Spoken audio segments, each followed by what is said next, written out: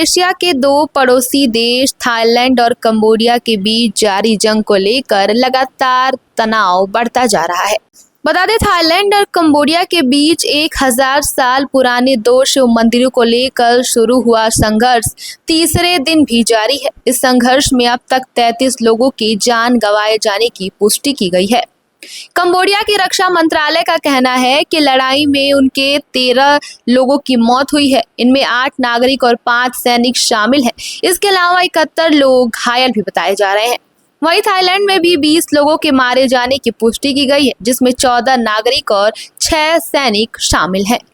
इस मामले को लेकर कंबोडिया ने थाईलैंड पर जानबूझकर हमला करने का आरोप लगाते हुए कहा है कि थाई सेना उनकी संप्रभुता का उल्लंघन कर रही है।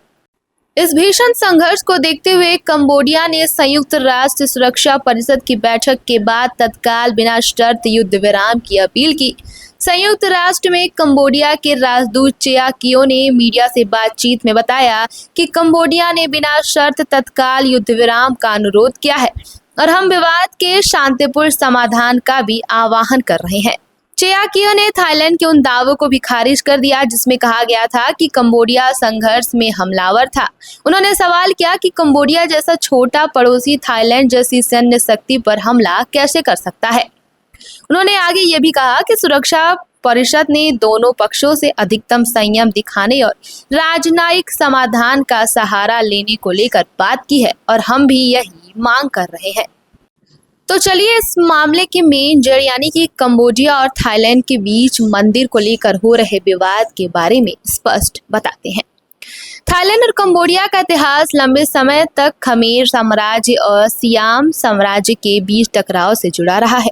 फ्रांस के ब्रिटिश शासन के दौरान दोनों देशों की सीमाओं में तनाव था, जिसकी वजह से प्रीहविहियर और ता मुएन थॉम मंदिरों के पास की जमीन पर अधिकार को लेकर कानूनी और राजनीतिक विवाद लगातार चलता आ रहा है। 1907 में जब कंबोडिया फ्रांस के अधीन था, तब दोनों देशों के बीच 817 किलोमीटर की लंबी रेखा खींची गई थी।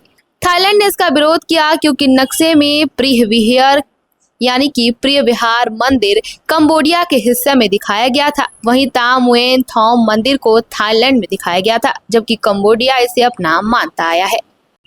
इस मामले पर सबसे अहम बात यह है कि दोनों देशों के बीच विवाद बढ़ने के बाद बीते 15 जून को थाईलैंड के पीएम पाइतोंग शिववात्रा ने कंबोडिया के नेता हुन सेन से फोन पर बातचीत की थी।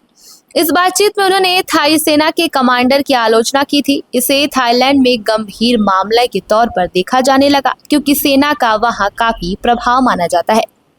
इस बातचीत के लीक होने के बाद देश भर में गुस्से का माहौल फैल गया था। इसके बाद कोर्ट ने पीएम को उनके पद से हटा दिया। हालांकि इस मामले को लेकर पीएम ने माफी मांगते हुए कहा था कि उनकी टिप्पणी सिर्फ विवाद सुलझाने के लिए थी, लेकिन इसका कोई फायदा नहीं हुआ।